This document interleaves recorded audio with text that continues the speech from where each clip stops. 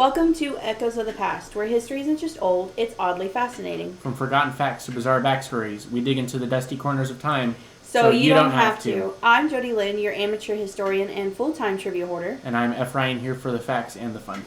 So let's rewind the clock and press play on the past. There has always been something about speed that pulls people in. Maybe it is the adrenaline, maybe it is the danger, or maybe it is the simple human obsession with pushing limits further than they were ever meant to go. From straight-line drag strips and muddy rally stages to illegal midnight street races, 24-hour endurance battles, deadly mountain roads, and cross-country outlaw runs, motorsports have evolved into far more than just competition.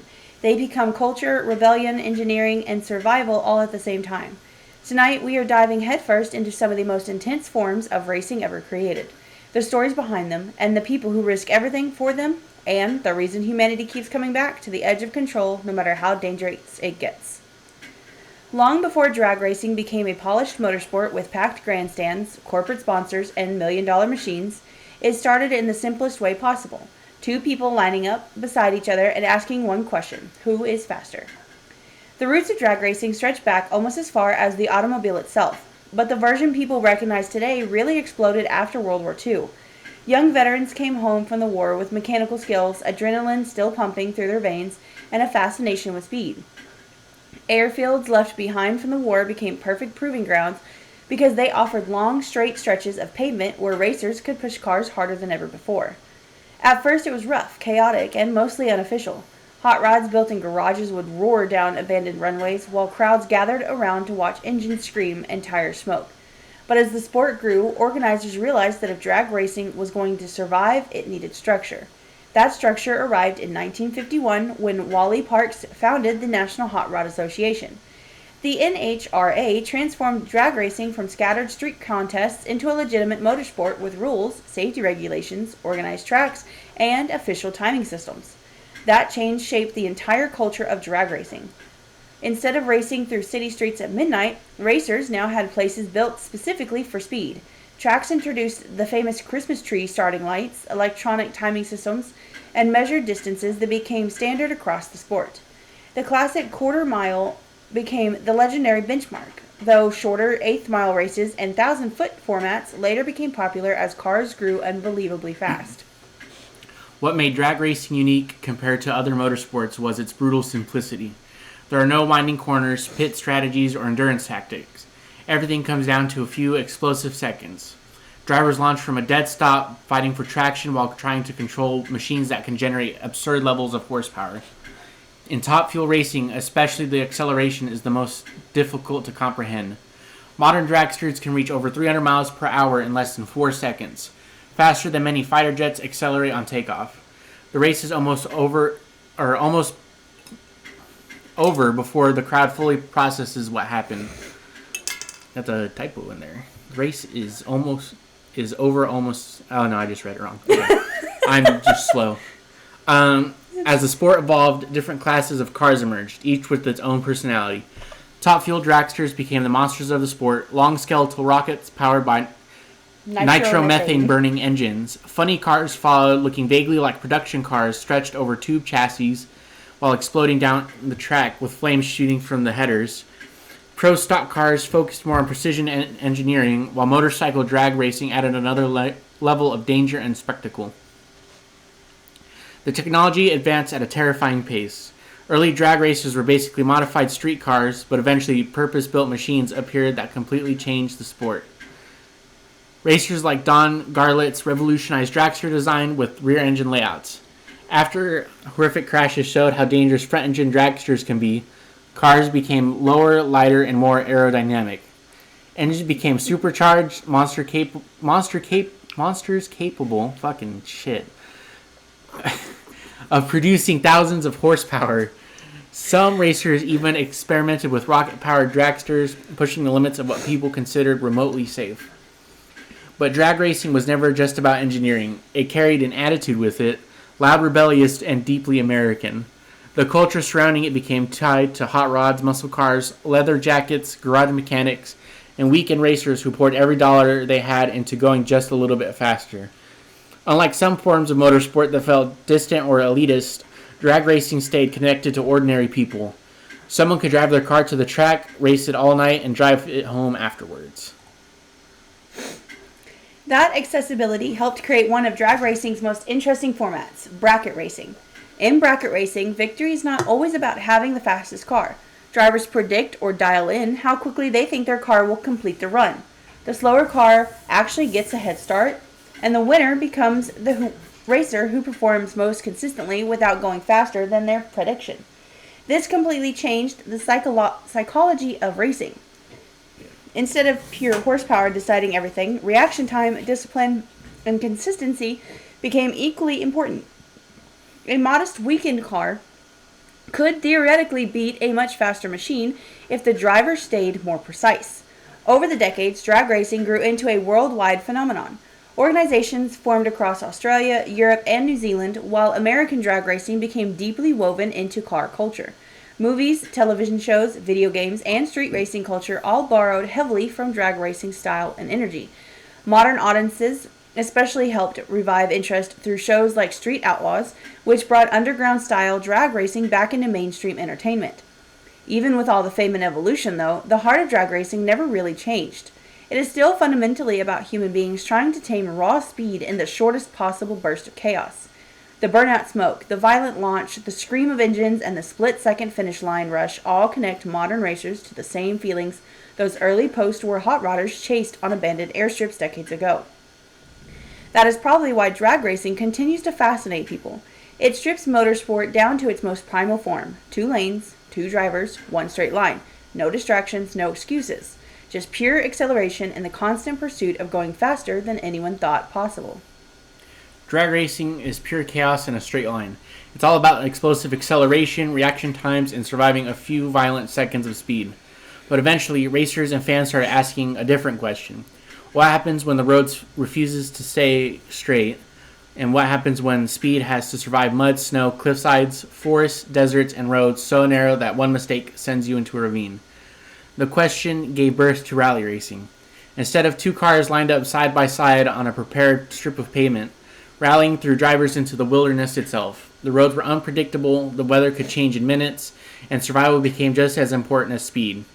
If drag racing was about dominating a machine for a few seconds, rally racing became about controlling chaos for hours, sometimes days at a time.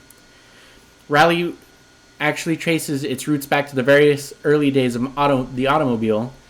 In the late 1800s and early 1900s, cars were still unreliable machines, and long-distance driving itself was considered an adventure. Early rallies were not originally about outright speed. They were more about endurance, navigation, and proving that these strange new automobiles could survive difficult journeys. One of the earliest major events was the Monte Carlo Rally in 1911, where drivers started from different locations across Europe and attempted to reach Monaco during the brutal winter season. Just reaching the destination was an accomplishment. As the years went on, rally evolved from endurance touring into something far more competitive.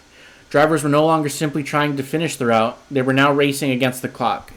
This led to the creation of special stages, sections of closed roads where competitors could drive flat out while being timed separately from the rest of the journey. Those stages became the soul of rally racing. Unlike circuit racing, rally drivers do not memorize a clean racetrack with predictable corners. Rally courses cut through forests, mountains, deserts, snowfields, and tiny villages. A driver might go from gravel to asphalt to ice within the same event. And because of that, rally teams rely heavily on co-drivers, sometimes called navigators, who read detailed pace notes aloud during the race. These notes describe every bend, bump, jump, and hazard ahead, often in terrifying detail. A co-driver might rapidly shout instructions like left 4 into crest, tightness 2, caution ditch outside, while the driver hurdles through trees at over 100 miles per hour. The trust between a driver and a co-driver becomes almost unbelievable because the driver often commits to corners before they can even see them. Like your video game you play. Yeah. The dude who's screaming at you the whole time. Yeah, in a dirt 4. Yeah. That danger became part of rallying's identity. Rally drivers are often viewed as some of the most fearless people in motorsport because they race on surfaces where traction barely exists. Gravel roads throw cars sideways, snow and ice make braking almost useless, rain turns dirt into slippery mud, yet somehow drivers learn to use that instability to their advantage. Rally cars drift through corners in long controlled slides, spraying dirt and gravel everywhere while somehow maintaining incredible speed. By the 1950s and 1960s, rallying exploded in popularity, especially in countries like Finland and Sweden, where snow-covered roads and endless forests created perfect rally conditions. Scandinavian drivers became legendary for their ability to control cars sideways at terrifying speeds. Their techniques changed motorsport forever and helped establish rally racing as one of the most technically demanding forms of racing in the world. As technology improved, rally cars transformed from modified road vehicles into specialized monsters. Manufacturers realized rallying was the perfect place to prove durability and performance, so companies like Ford, Subaru, Audi, Lancia, Mitsubishi, and Toyota began pouring huge amounts of money into the sport.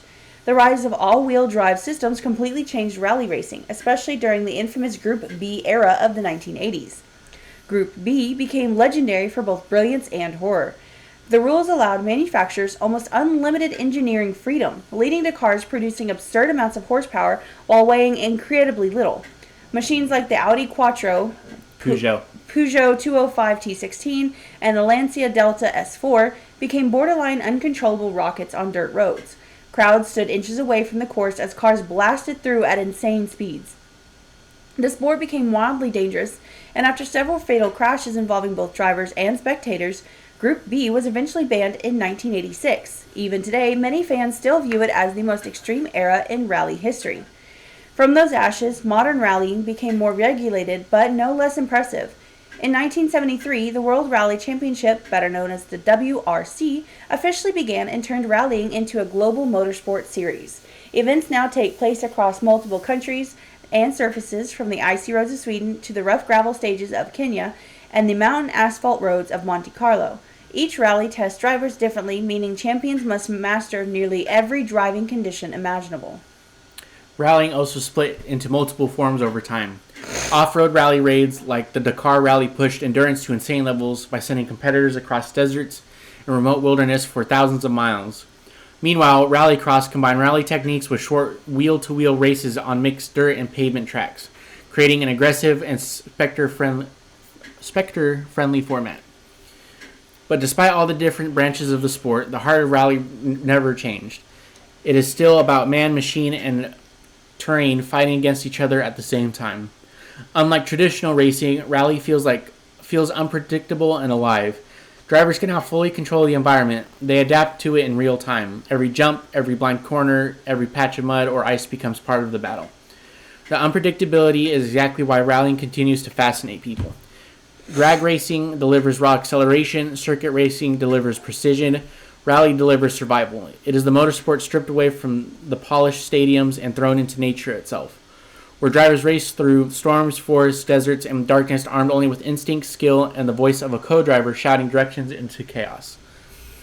Rallying racing proved that speed could survive on gravel roads, mountain passes, and frozen forests. Drivers learned how to slide through corners with only instinct and a co-driver voice guiding through the chaos. But while rally racing became professional, organized, and internationally celebrated, another kind of racing culture was growing in the shadows of cities around the world. Not everyone had factory sponsorships or professional teams. Some people only had a modified car, a stretch of empty road, and the need to prove themselves. Out of that underground culture came street racing, illegal, dangerous, rebellious, and deeply tied to youth culture and automotive obsession. Street racing is almost as old as the automobile itself. The moment cars became fast enough to compete, people started racing them on public roads. Some of the earliest organized automobile competitions in the late 1800s and early 1900s were technically forms of street racing because public roads were the only roads available. In France, races like the Paris-Rouen event in 1894 showed both the excitement and danger of early motor competition. These events were chaotic, with poor safety standards and primitive vehicles barely capable of surviving the journey. As motorsports evolved, most official racing moved onto dedicated tracks for safety reasons, but unofficial racing never disappeared. Instead, it adapted and became its own underground culture. By the mid-20th century, especially after World War II, young drivers across the United States began racing on city streets, industrial roads, and highways late at night. The rise of hot rods and muscle cars fueled the scene. Cars were no longer just transportation, they became identity, status, and competition. Unlike drag racing, which quickly developed official tracks and organizations, street racing thrived because it rejected structure. There were no referees, no sanctioned pit crews, and often no real rules beyond reputation. Racers would gather in parking lots, abandoned industrial zones, or stretches of highway, waiting for challengers. Some races were simple, straight-line sprints inspired by drag racing, while others evolved into highway races or technical mountain road battles known as toge racing, especially popular in Japan. Japan became one of the most influential centers of street racing culture during the 1970s and the 80s. Narrow mountain roads created a unique form of racing focused less on raw horsepower and more on handling and precision. Drivers would race downhill passes at terrifying speed, drifting through corners inches from guardrails. This style heavily inspired modern drifting culture. Groups known as Hashiria formed underground racing communities, while highly modified Japanese sports cars like the Nissan Skyline GTR, Toyota Supra, Mazda RX-7, and the Honda NSX became icons of the scene. In Waco, I think I've told you, in Waco, Texas, there is, I think, once or twice a week, police will disappear out of a specific area of the main drag of Waco shops and stuff. And they allow for 30 minutes a night uncontested street races because they know they're going to do it whether they stop them or not. So they have made it to where they can do it safely. So a lot of times they'll block off traffic in certain areas so people can't get in there. And so for 30 minutes a night, they have different muscle cars and souped up cars of different kinds come down there, including pickup trucks. And they do street racing for 30 minutes. And if you do it after that, then you will be pulled over and ticketed. And it's a massive ticket. And then what it was talking about with Japan, recently the drifting culture and the street racing culture has gotten massively in trouble because they've been doing like 30 car long drifts and street racing down the middle of like Tokyo. Yeah. They've been hitting the news really hard about that lately. Yeah, there's a part of like the highway, I guess, or whatever it is to them. I think it'd be like the highway to us, where it's like a big old loop. Yeah. The Wangan loop, I think it's called, where they'll fucking in the middle of the night speed down that. Yeah, I've seen videos of so many cars doing it at one time, and I'm like, holy shit. Yeah. One of the games I have, that's what it's about, racing on that loop. Oh, you were playing that within the last like month or two, where you would be driving down the road, and then another dude you could like race against would just pop up, and you'd be like, yeah, race. Yeah. I have it around here somewhere. If I can find it. Let me just search for it. Yeah. Tokyo Extreme Racer. Yeah. That one has some cool cars in it. Yeah. But yeah, definitely, I mean, if you can look up those videos of them drifting, it is really, really cool. Yeah. I know they're getting in a lot of trouble right now, but it's really cool. Yeah. They pop up on my Instagram a bit. Yeah. And then watching people do like the toge runs. Which, it's only really like in the mountainous areas where the streets are curvy. The roads are curvy. Can't really do that here in Texas. There's not really. You could probably mountains. do it out towards El Paso because they've got more of the real big hills that are almost mountainy, and those get really windy after a while. But I don't think you'd want to do that because there are a lot of uphill too. So they do uphill too. Okay, I was it's gonna uphill, say downhill. Because the ones that out towards El Paso fucking kill gas mileage. They're so bad.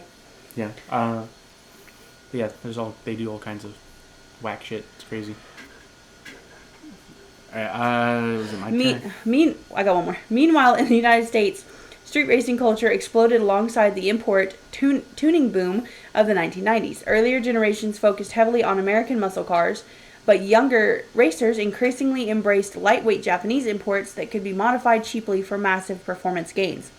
Turbochargers, nitro systems, body kits, and neon lighting became symbols of the culture. Movies like The Fast and the Furious pushed underground street racing into mainstream popularity and permanently shaped public perception of the scene. Suddenly, street racing was no longer hidden entirely in the shadows. It became part of pulp culture itself. I love The Fast and the Furious. Just the first 3 movies. How many? The first 3 or the first 2? First 3. Okay. I thought you said 2. I was like, no, I thought it was more than that. No, just the first 3. The rest of it became more like crime action stuff with cars in it. But I mean, yeah, the first 3 movies were kind of like that, but they were more like more in the racing. More side. for the racing, more car stuff. Yeah. Okay. Video games amplified the car culture even further. Titles like Midnight Club, Street Racing, and the Need for Speed series introduced millions of people to underground racing aesthetics. Neon-lit cities, illegal highway races, police chases, and heavily customized cars. For many people, these games became their first exposure to automotive culture. But behind the excitement and style, street racing carried very real dangers. I read that weird. Unlike professional motorsport, public roads are completely unpredictable. Civilian traffic, pedestrians, intersections, uneven pavement, and poor visibility make street racing incredibly hazardous. Fatal accidents become common across multiple countries, leading governments to crack down aggressively on illegal street racing scenes. Some incidents became internationally infamous, including deadly crashes in Germany that resulted in murder convictions for racers after innocent bystanders were killed. Police departments around the world began creating specialized anti-street racing task forces. In places like Greece and parts of the United Kingdom, I think they're in the cat room. Okay. The cats are making a ruckus. I was like, is that hail? Jeez. Authorities use high-performance pursuit vehicles specifically designed to chase racers. Meanwhile, racing organizations try to redirect racers towards legal alternatives by offering sanctioned drag strips, drift events, and autocross competitions where drivers can compete without endangering the public. Groups such as Evo Street Racers even focused specifically on helping illegal racers transition into legal motorsports. Despite the risk and legal pressure, street racing continues to survive because it represents something deeper than just speed. It carries an outlaw image that appeals to people who feel disconnected from polished professional motorsports. Street racing feels raw and personal. Drivers build their own cars in garages, learn mechanics through trial and error, and earn respect through reputation rather than sponsorships or trophies. The culture also changed depending on where it exists. In some places, it revolves around quarter-mile highway pulls. In others, it centers around drifting through mountain roads or weaving through dense urban streets. Every generation reshapes it slightly, but the core remains the same: the pursuit of speed outside the boundaries of organized motorsport. And in many ways, street racing became the bridge connecting every other form of racing together. Drag racing contributed the straight-line battles, rally racing contributed the sliding control and road reading instincts. Circuit racing inspired technical driving and tuning precision, and street racing absorbed pieces of all of them and turned them into a culture that exists almost entirely outside official motorsport. That is what makes it so fascinating and controversial at the same time. Rally racing fights nature, drag racing fights time, street racing fights authority itself, and exists in the space between passion and recklessness, where adrenaline, identity, danger, and obsession all collide under the glow of streetlights and the sound of engines echoing through the night. Street racing lived in the shadows. It was loud, illegal, chaotic, and fueled by adrenaline more than rules. Drivers chased reputation on highways and mountain roads, risking everything for a few minutes of glory under city lights. But eventually some racers wanted something bigger than a quick sprint between stoplights. They wanted to prove not only that they were fast, but that they could survive. Not just for seconds or minutes, but for an entire day. That idea led to one of the most legendary events in motorsport history, the 24-hour of Le Mans. If drag racing is a sprint and rally racing is a battle against terrain, Le Mans is a war of endurance. It is not simply about being the fastest car on the track. It is about building a machine and a team capable of surviving non-stop punishment for 24 hours straight, while still maintaining blistering speed. The combination of endurance, engineering, strategy, and human exhaustion turned Le Mans into something far greater than an ordinary race. It became a test of limits itself. The race first began in 1923 near the city of Le Mans, France, organized by the Automobile Club de Laust? I have no clue how to say that. Laist? I don't know. It's French. It's weird. At the time, automobiles were still relatively new technology, and manufacturers needed ways to prove their cars were reliable. Instead of creating another short-speed race, organizers came up with a brutal concept. Whichever car covered the greatest distance in 24 hours could win. That simple idea completely changed motorsport. Unlike normal races, where cars only needed to survive for a few hours, Le Mans demanded durability. And Engines, brakes, tires, transmissions, lights, and even fuel efficiency suddenly mattered just as much as horsepower. Cars would race through blazing afternoon heat, freezing nighttime darkness, early morning fog, and sunrise exhaustion all within the same event. Drivers had to balance aggression with mechanical sympathy because pushing too hard could destroy the car long before the finish line. The race takes place on the famous Circuit de la Sarthe, a massive track combining permanent racing sections with closed public roads. Long straights allowed cars to reach terrifying speeds, while technical corners punished mistakes immediately. In the early decades, speeds became so extreme that drivers were essentially racing missiles through narrow roads lined with trees, barriers, and crowds. Even today, despite modern safety improvements, Le Mans still carries a dangerous reputation because the cars could spend hour after hour operating near their absolute limits. What makes Le Mans especially fascinating is that it is not fought by a single driver alone. Teams rotate multiple drivers through the same car during the race, each taking turns battling exhaustion. Imagine trying to race at over 200 miles per hour in darkness while physically and mentally drained after hours behind the wheel. Drivers often describe the nighttime portions of Le Mans as surreal experiences where fatigue begins playing tricks on the mind. Headlights streak through the darkness, rain suddenly appears, and concentration becomes just as important as bravery. Over time, Le Mans became the ultimate proving ground for automotive manufacturers. Companies realized that winning the race carried enormous prestige because it demonstrated both speed and reliability. Brands like Porsche, Ferrari, Ford, Audi, Bentley, Jaguar, Toyota, and Peugeot all poured massive resources into competing. Some of the greatest rivalries in motorsport history were born there. Perhaps the most famous came during the 1960s between Ford and Ferrari. After Ferrari refused to sell the company to Ford, Henry Ford II became furious and ordered his company to defeat Ferrari at Le Mans no matter the cost. The battle led to the creation of the legendary Ford GT40 program. For years, Ferrari dominated endurance racing, but in 1966, Ford finally broke Ferrari's streak with a historic 1-2-3 finish at Le Mans. That rivalry became so iconic it was later dramatized in the movie Ford vs. Ferrari. Le Mans also became a laboratory for technological innovation. Many features now common in normal road cars were developed or perfected through endurance racing. Disc brakes, aerodynamic designs, hybrid systems, advanced lighting, fuel efficiency improvements, and tire technologies all benefited from lessons learned during the race. Manufacturers treated Le Mans almost like a 24-hour engineering experiment where every weakness would eventually reveal itself. By the late 20th century, Le Mans prototypes evolved into some of the most advanced racing machines ever built. Sleek, low-slung cars with enclosed cockpits and fighter jet-like aerodynamics began dominating the track. Modern hypercars combine hybrid technology with insane performance, creating machines capable of incredible speed while remaining durable enough to survive a full day of punishment. But despite all the technology, Le Mans still creates a deeply human moment. Drivers collapse from exhaustion after finishing. Teams celebrate wildly after surviving mechanical disasters. Some victories are decided by seconds after 24 straight hours of racing. Others end in heartbreak after engines fail within sight of the finish line. The race also carries a haunting history because endurance racing was extraordinarily dangerous for decades. Crashes at Le Mans have claimed the lives of drivers and spectators alike. Most infamously, during the catastrophic 1955 disaster, where debris flew into the crowd and killed over 80 people. Jesus. That tragedy permanently changed motorsport safety standards around the world.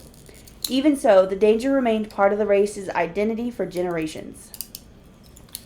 Today, the 24 Hours of Le Mans is considered one of the greatest races on Earth and forms part of motorsport's unofficial Triple Crown alongside the Monaco Grand Prix and the Indianapolis 500. Winning Le Mans means a driver has conquered one of the harshest tests in racing history. And in many ways, Le Mans feels like the meeting point of every form of motorsport that came before it. It has the raw speed of drag racing on straights, the endurance and unpredictability of rally racing through the changing weather and conditions, and the rebellious spirit of street racing where machines are pushed beyond what seems possible. But above all else, Le Mans is about survival. Not survival for a few seconds, not survival for one lap, or through the entire day and night of relentless speed, exhaustion, mechanical violence, and mental pressure. And that is why the race has lasted for more than a century. It's just not a competition. It is a test of whether humans and machines can endure longer than anyone else on a track. Le Mans pushed drivers and machines to their limits for 24 relentless hours. It proved that endurance racing was not just about speed, but survival, focus, and mechanical perfection. Cars blasted through darkness, rain, and exhaustion while teams fought to keep their machines alive until sunrise. But even after all the danger of Le Mans, there were still barriers between the racers and disaster. Modern endurance tracks had runoff areas, barriers, and at least some room for error. The Isle of Man TT erased almost all of that. If Le Mans is endurance racing's war against time, the Isle of Man TT is a motorsport staring directly into the face of mortality. It is widely considered the most dangerous motorcycle race on Earth, and unlike many forms of racing that evolved towards greater safety over time, the TT still feels brutally connected to the motorsport's earliest and wildest eras. Riders race at unbelievable speeds on ordinary public roads lined with stone walls, telephone poles, houses, curbs, and cliffs. There are very few escape routes, and one mistake is often catastrophic. The race began in 1907 on the Isle of Man, a small island sitting in the Irish Sea between England and Ireland. At the time, Britain had strict laws restricting racing on public roads, so organizers searched for somewhere outside mainland control where motorcycles could still compete legally. The Isle of Man, with its winding roads and independent legal structure, became the perfect location. Originally, the event was created to test motorcycle reliability and performance under real-world conditions. Early riders competed on primitive machines over rough roads with little protection and almost no modern safety equipment. The race quickly developed a reputation for toughness because simply finishing was considered an accomplishment. But over time, the TT transformed into something much more extreme. The modern course, known as the Snaefell Mountain Course, stretches for nearly 38 miles through villages, countryside, forests, and mountain roads. Riders blast through hundreds of corners at speeds exceeding 200 miles per hour while passing within inches of buildings and barriers. Unlike a closed circuit track, the TT course feels alive and unpredictable. Weather changes rapidly across the island, meaning one section of the course might be dry while another is soaked in rain or hidden in fog. That unpredictability became part of the race's mythology. TT riders are often viewed almost differently from other racers entirely because of the mental commitment required to compete. Circuit racers can study every inch of a track with runoff areas and consistent conditions. TT riders memorize nearly 40 miles of public road filled with bumps, elevation changes, blind corners, and hazards that never fully forgive mistakes. Veterans often describe the course less like a racetrack and more like a living thing that must be respected. And yet, despite the danger, riders continue returning year after year. That obsession is part of what makes the Isle of Man TT so difficult for outsiders to understand. Since the race began, hundreds of competitors have lost their lives on the course, making it one of the deadliest events in motorsport history. Some years have seen multiple fatalities in a single week of racing. Even modern improvements in protective gear and medical response has not changed the brutal reality that the TT remains extraordinarily dangerous. But to the riders, that danger is inseparable from the event itself. Many racers describe the TT as the purest form of motorcycle racing because there is almost no separation between the rider, the machine, and the environment. There are no giant gravel traps to save them, no massive runoff areas, just narrow roads and total commitment. As motorcycle racing technology improved throughout the 20th century, the TT became faster and more terrifying. Early winners averaged less than 40 miles per hour. Modern riders average well over 130 miles per hour across the entire course while weaving through villages and mountain roads. That means riders maintain speeds that would already feel dangerous on a professional racetrack while surrounded by ordinary roadside obstacles. Legends began forming around the event. Riders like Joey Dunlop, John McGuinness, Mike Halewood, Giacomo Agostini, and Michael Dunlop became icons of the motorcycle racing history. Michael Dunlop eventually surpassed his Uncle Joey's legendary record to become the most successful rider in TT history, further cementing the Dunlop's family connection to the race. The culture surrounding the TT also became unique. Every year, thousands of motorcycle fans flood the island, turning the entire event into a massive celebration of bike culture. Roads outside the course fill with riders around the world. The atmosphere mixes excitement, respect, partying, fear, and obsession all together. To many fans, attending the TT feels less like visiting a sporting event and more like participating in a pilgrimage. At the same time, the race has always carried a controversy. Critics argue the danger is simply too extreme for modern motorsport. Fatal crashes continue to spark debates about whether the event should exist. Yet supporters counter that riders fully understand the risks and willingly choose to compete anyway. That tension between freedom and safety follows the TT everywhere it goes. Over the years, organizers have introduced safety improvements, including better medical response systems, revised marshal procedures, and updating racing protocols after serious incidents. But no amount of modernization can completely remove the danger because the road themselves remain fundamentally unchanged. The TT still runs through villages, stone-lined roads, and mountain passes exactly where ordinary people drive during the rest of the year.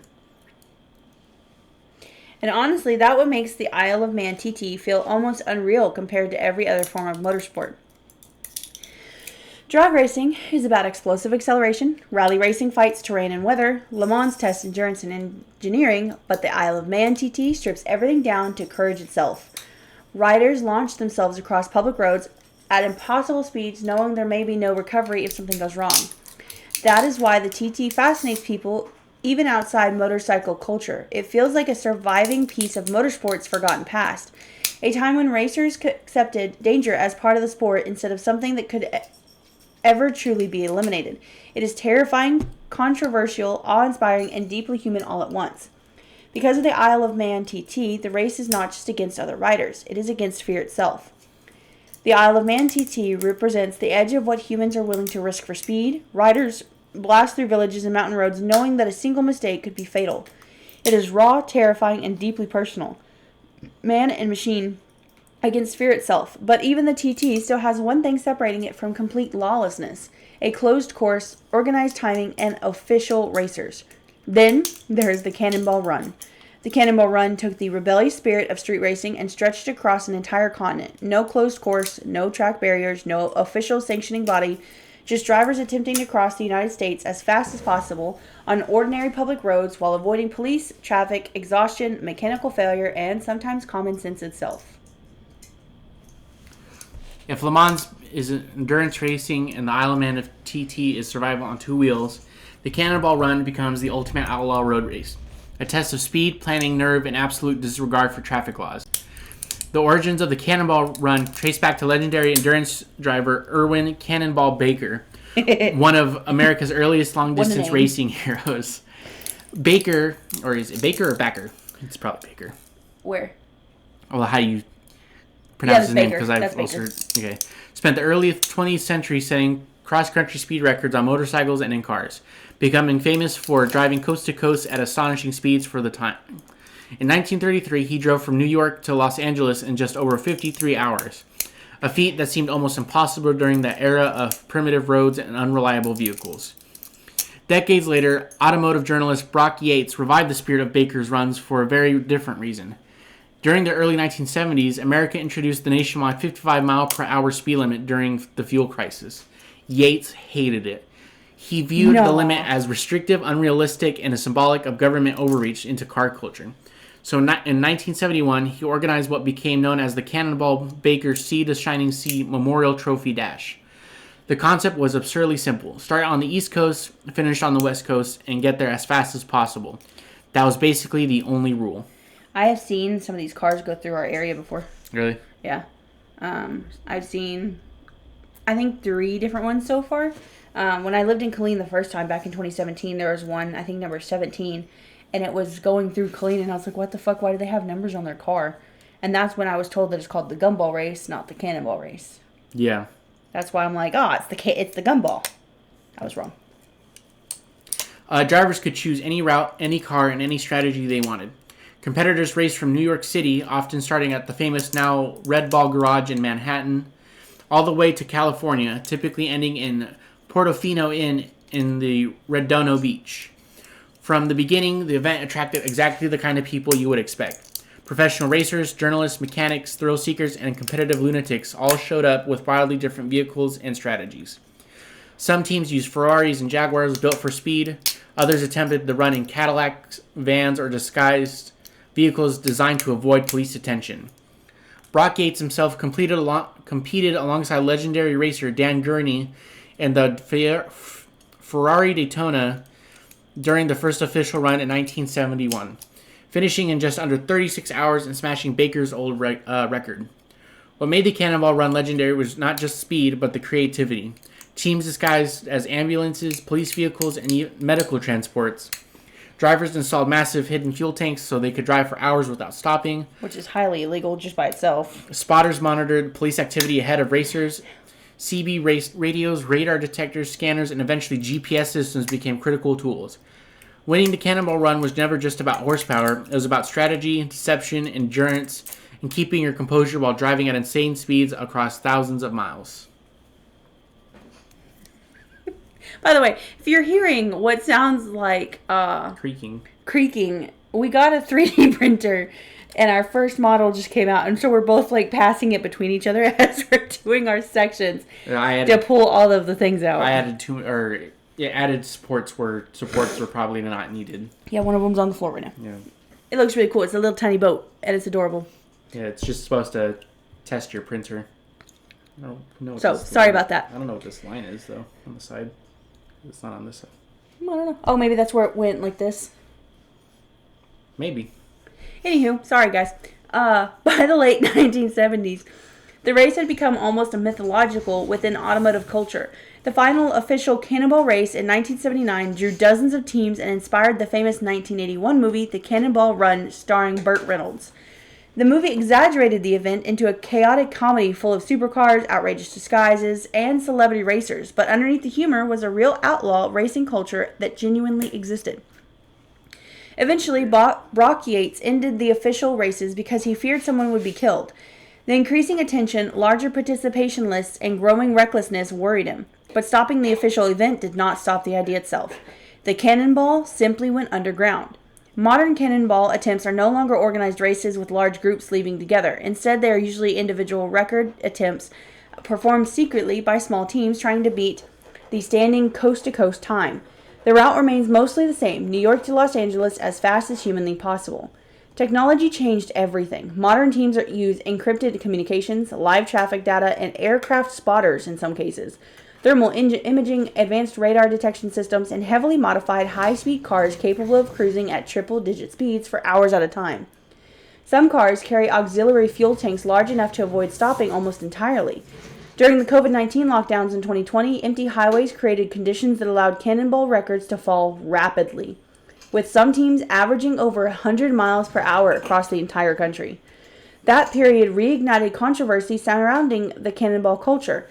Critics argued their runs were reckless and endangered innocent people on public roads. Supporters countered that the challenge represented one of the last truly raw forms of automotive adventure, a modern outlaw endurance run blending navigation, engineering, psychology, and endurance driving into one massive cross-country sprint. I'm right here. And honestly, that tension is exactly why the Cannonball Run still fascinates people. It feels like the final evolution of everything motorsport became over the last century. Drag racing contributed raw acceleration, rally racing added navigation and unpredictability. Le Mans brought endurance and strategy, and street racing added rebellion and outlaw culture. The Cannonball Run absorbs all of it and stretched it across nearly 3,000 miles of highways, deserts, mountains, cities, exhaustion, paranoia, and nonstop movement. Unlike traditional racing, there are no cheering crowds waiting around corners, no official standings, no trophy ceremonies broadcast on television. Most successful Cannonball runs happen quietly with only rumors, GPS logs, fuel receipts, and grainy photos proving they happened at all. The secrecy almost makes it feel legendary. Because the Cannonball Run is not really about becoming a professional champion, it is about attempting something outrageous simply because it seems impossible. It is part endurance race, part criminal act, part engineering challenge, and part American road trip mythology all rolled together. And in many ways, it represents the purest form of outlaw motorsport ever created. A race against distance, fatigue, law enforcement, and the limits of both driver and machine. Played out across the entire country under the glow of gas stations, highway signs, and endless asphalt disappearing into the night. At the heart of every form of racing, no matter how different they seem, is the same basic idea. Humans refusing to accept limits, whether it is a drag racer trying to shave milliseconds off a quarter-mile pass, a rally driver sliding through a forest at impossible speeds, a Le Mans team surviving an entire day of punishment, an Isle of Man rider gambling with death on every corner, or a cannonball team crossing the country under the cover of darkness, all of them are chasing the same feeling. They need to go faster, push harder, and prove something, either to the world or themselves. Racing has always lived somewhere between brilliance and madness, and honestly, that is probably why people cannot look away from it. Okay, I was just going to say, so before we wrap up, this is the last of the racing series that we're doing. So we've done NASCAR, we've done Prohibition that led to NASCAR, and we have done all of the, I guess, main style of racings that are common today, besides F1. We didn't talk about... I don't like F1. I think F1's boring. It is kind of boring. It is boring. Like, yeah. I'm going to rant a bit about it. Just a little bit. Go ahead. Not very long. You have as much time as you want. Tell the world. We got to work tomorrow anyway. It's fine. Tell the world. I think F1's boring.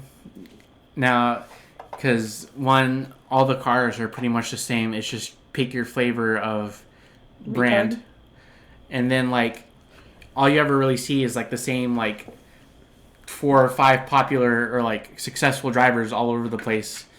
And then that's kind of it. Honestly, it just seems really boring to me. Like, yeah, someone might find drag racing boring, which is fair. Because, you know, it's a quarter mile straight line. But they go ridiculously fast. And in a short time, where F1 is, like, going around a track in the same, like I said, the same car with just different brand sponsorships, whatever, and it just seems really boring. I mean, that's all I got, really.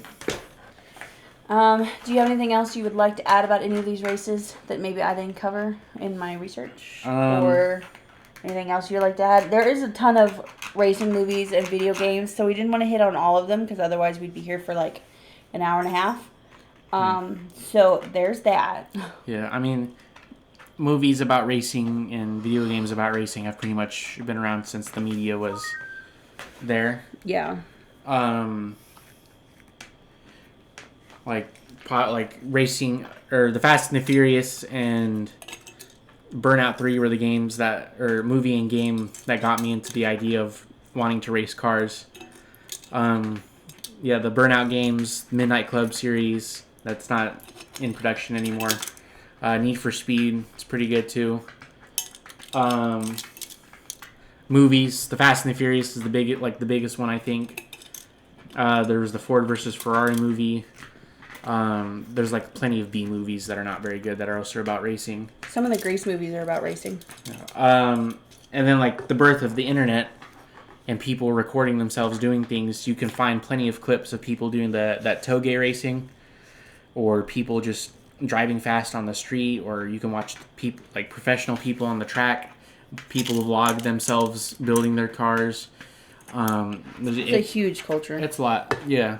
And like with we have a project car that we're working on currently. I'm pretty sure they tried to use it as a racer with all the stuff they added to it. Probably. Like it's everywhere. Wherever you look, you can find something that probably relates to a race.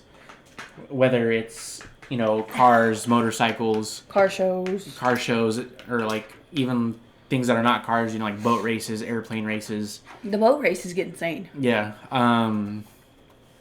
The other kinds of races that I can't think of that are probably like foot races, like people running. That's a race in itself.